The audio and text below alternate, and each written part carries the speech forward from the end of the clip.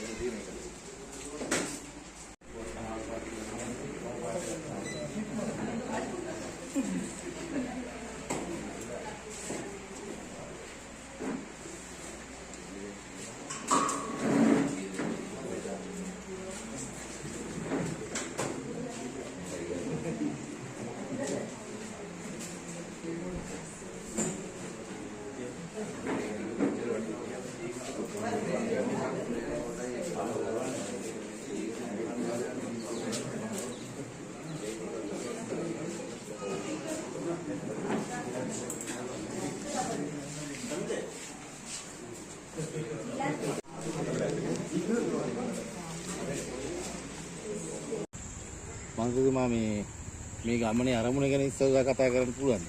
ඔව් ඇත්තටම මේ උදාහර අරමුණක් මේ උදාහිරු අපේ සුබ සාධක සමිතිය ගණේගොඩ බොකලගම ප්‍රදේශයේ මේ ඉරිකම ක්‍රියාත්මක වෙන තුන්වෙනි වතාවට පවත්වන මේ ලේදන් දීමේ මහා පුණ්‍ය කර්මයට අපිට එන්න කියලා කිව්වා සහභාගී වෙන්න. අපිත් කැමතියි ලේටි කට්ටිය බොහොම උනන්දුවෙන් මේ කටයුත්තට සහභාගී වෙලා තුන මේක හොඳ ආදර්ශයක් ඉදින් රටකට සහ ගමේ සංස්කෘතිය බවටත් පත් වෙමින් යනවා මේ පරිත්‍යාගශීලී බව උපරිමයෙන්ම. මොකද මේ රෝහලේ මේ භූමියත් මෞගේ දවසේ ලොකු ශ්‍රමදානයක් තිබ්බ ක්ලීන් ශ්‍රී ලංකාවට කරන්නේ ගම සම්බන්ධ වෙලා. ඒක ඇතුළේ ලොකු ආලෝකයක් ලැබුණා මේ රෝහල කාර්ය මණ්ඩලයටයි වෛද්‍යවරුන්ටත් ගමටත් ලොකු එළියක් ඒක ඇති වුණා. එතනින් එහාට මෙවැනි වැඩසටහන් තවදුරටත් සංවර්ධනය වෙලා යන එක ඇතුළේ මානව බැඳීම් තමයි මේ වැඩි වෙන්නේ. ඉතින් මිනිස්සු ලේ උරාබොන සමාජයක් නිර්මාණය වෙන්න ගිහිල්ලා ලේ දන් දෙන පරිත්‍යාගශීලී ඒ ගුණාංග වැඩි සමාජයක් ඉතිහාසය අපිට තිබුණා. දැන් ආයෙත් එන්න අපේකම ගොඩනැගීමේ තමයි මේ තියෙන දේ උදාහරු සුබ සාධක සමිතියත් ඒ වගේම ගම්බි මට්ටමේ නීරිගම ප්‍රදේශෙ නෙමෙයි මුළු රටේමත් හැමෝටම හොඳ ආදර්ශයක් මේ ලේ දන් දීම වැනි පුණ්‍ය කටයුත්තක් සඳහා මේ සහභාගී වෙන්න ලැබිච්ච එක සතුටක් ඉතින්. එදිරි කොහොමද දේශපාලන කටයුතු ගැන ඔබතුමාගේ? අපේ කියන්නේ දේශපාලන කටයුතු රටක් හෙට උත්තරයක් අපිට දෙන්න වෙන්නේ නේද? පුද්ගලික දේශපාලන අරමුණු නෙමෙයි අපේ තියෙන්නේ පොදු න්‍යායපත්‍රයක්. ඉතින් දැන් මේ දවස්වල මේ රට කොහොමද කරන්න කියපු අයට කටවල් වහගන්න තරමටම දැන් වැඩ කටයුතු සිද්ධ වෙනවා. එකක් දැන් අයවැය සම්මතයත් එක්කලා මේ 21 වෙනිදා ඇත්ත ගත්තොත් රටේ ඇත්ත මගුල් ගෙදර එදාට මොකද බලය ගත්තා රජය වෙනස් කරගත්තා මේ රටේ ජනතාව එකතු වෙලා දැන් අයවැයක් සම්මත කරගෙන රට හදන්න අත ගන්න වෙලාව. ඉතින් අපේ ගරු ජනාධිපතිතුමායි කියලා ඒ ඇමති මණ්ඩල ආදී සියලු දෙනා ඒ තීව පොරොන්දු ඒ විදිහටම ඉෂ්ට කරන්න උපරිමයෙන් කැපකිරීම කරගෙන ඉන්නේ. ජනාධිපති වයසේෂ ඉඳලා ඒවා තමන් විසින්ම කප්පාදු කරගෙන ජනතාවට සහන සපයන දේශීය ආර්ථිකයක් එහෙම නැත්නම් නිෂ්පාදන ආර්ථිකයක් දෙසට මේ රට යොමු කරගන්න අවශ්‍ය මැදිහත් වීම තමයි රජය දැන් අත ගහලා තියෙන්නේ. ඒ අනුව ඉස්සරහට රටට සුබයි. ඒ වගේම තමයි ඊයේ පාර්ලිමේන්තුවේ ජයශ්‍රී ජයසේකර මන්ත්‍රීතුමා කියනවා මේ බටරන්ද ගැනම විතරයි මේ මොකද ඒක පස්සෙම මේ ආණ්ඩුව පන්නන්නේ කියලා. ඔබතුමා මොකද්ද කියන්නේ මේක? ඔව් එතුමා නම් ඉතින් මේ සමහරට කියන්නේ මොකද්ද කියලා එතුමාටම සමහරවිට තේරෙන්නේ නැතුව ඇති. ඒ මොහොතේ පැවැත්ම සඳහා මොනවා හරි කියන එකක් තමයි තියෙන්නේ. මොනවා හරි හොඳ දෙයක් කරන්න ගියාම ඒක කොහොමද කරන්නේ කියලා විවේචනයක් කරන එක තමයි විපක්ෂයේ පොදු ගුණය වෙලා තිබෙන්නේ. ඊට වඩා විකල්ප පෙන්වා දෙනවට වඩා. ඒ ඔය බටලන්ද ඔය වදකයෝ එක්කලම තමයි ඔය කට්ටියක් ජීවත් වුනේ. ඒ වදකින් ඇඟේ ගෑවිච්ච ලේ ඔය ගොඩක් අයගේ තියෙනවා පාර්ලිමේන්තුවේ කතා කරන. මොකද මේ දේශපාලන ව්‍යාපාරවල අහිංසක ගම්වල ජනතාව හිටියා තමයි. UNP වෙලා හිටියා, ශ්‍රී ලංකාව වෙලා හිටියා, පොහොත් වෙලා හිටියා, රටට ආදරය කරනවා. හැම පක්ෂයකම අපි දේශපාලනය කරන රටට ආදරය. හැබැයි ජනඝාතනය කරලා සමූහ වශයෙන් වෙන්න පුළුවන්, තනි තනියෙන් වෙන්න පුළුවන්. වදකාගාර දාලා ඝාතනය කරලා ඒ කරගෙන ගිය දේශපාලන පක්ෂ වලින් ජනතාව මිදෙනකොට ඇයි ඒකට විතරක් දඬුවම් කරන්න හදන අනිත්ව නැද්ද කියලා අහන්න හැම එකක්ම මේ සමාන කරලා පෙන්නලා හැම වැරද්දම වැරද්ද තමයි. හැම වදකාගාරෙම වදකාගාර තමයි. ඉතින් මේ මතුවෙච්ච එකට හරි මේක සතුටක් පළ කරන්න එපා. අතීතේ ඒ පීඩාවටපත් වෙච්ච අය වෙනුවෙන් සහනය සලසන්න යනවා කියලා එහෙම ගුණයක්වත් නැතුව තමයි විවේචනය කරේ මමත් ඔය කහගෙන හිටියේ.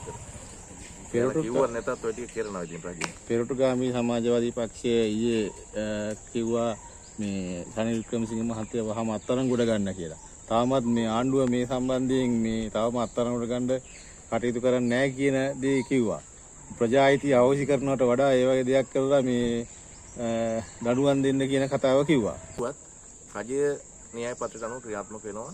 ඒවා ඉස්සරහට අනිවාර්යයෙන්ම රටේ පවතින නීතිමය ක්‍රියාත්මක තත්ත්වයටදී ක්‍රියාත්මක වෙයි. මොකද ගොඩක් නීතිය කියන එක අවනීතිය වෙලා තිබුණා. ප්‍රජාතන්ත්‍රවාදය කියන එක ගෝත්‍රික යුගයකට ගමන් කරමින් හිටියා. මැතිවරණ තිබ්බේ නැහැ, ඡන්ද තිබ්බේ නැහැ. එතනින් එහාට ප්‍රජාතන්ත්‍රවාදීල ණයව එදා තල්ලා පෙළලා පීඩාවටපත් කරලා දහස් ගාණක් ජීවිත පවා නැති කළා. ඉතින් එහෙම තීදි ප්‍රජාතන්ත්‍රවාදය වෙනුවෙන් පෙනී ඉන්න එතනින් එහා ගිය යහපත් සමාජයක්, සාධාරණ සමාජයක් හදන්න යන රජයක් මේ තියෙන්නේ. ඒ නිසා ප්‍රජාතන්ත්‍රවාදී වෙනුවෙන් කරන්න තියෙන කටයුතු සියල්ල මේක තුලින් සිද්ධ වෙනවා. කවුරුන් කිව්වා. ඒ වගේම තමයි ඊයේ කාදිනල් වහන්සේ ප්‍රකාශයක් කරලා තියෙනවා පාස්කු ප්‍රහාරය සම්බන්ධව තාම රාජ්‍ය ක්‍රියාත්මක නොවන බවක් වගේ දෙයක් තමයි කියලා තියෙන්නේ. එහෙම උනේ නැත්නම් ලබන මාසෙ නැවතත් පාරට බහින්න සිද්ධ වෙන කතාවක් කියලා තියෙනවා. ඇත්තටම දැන් පාස්කු ප්‍රහාරය කොහොමද විස්තර? ඒ සම්බන්ධව විතර රජයක් හේතත් ඒවා අවශ්‍ය කටයුතු මැදිහත් වෙමින් ඉන්න එක රට දන්නවා. ඉතින් අර හැංගීම් බර කමට හුඟක් දේවල් විසඳන්න බෑ. රජයට උනත් පීවරෙන් පීවර කරගන්න ඕන විදිහට රජය අත ගහලා ඒ දීප පොරොන්දු වල ප්‍රධානම එකක්ම පාස්කු ප්‍රහාරයේ මේ වින්දියන්ට සාධාරණයක් කරනවා කියන එක ඒ දිශාවට රජය මැදිහත් වෙමින් තිබෙනවා.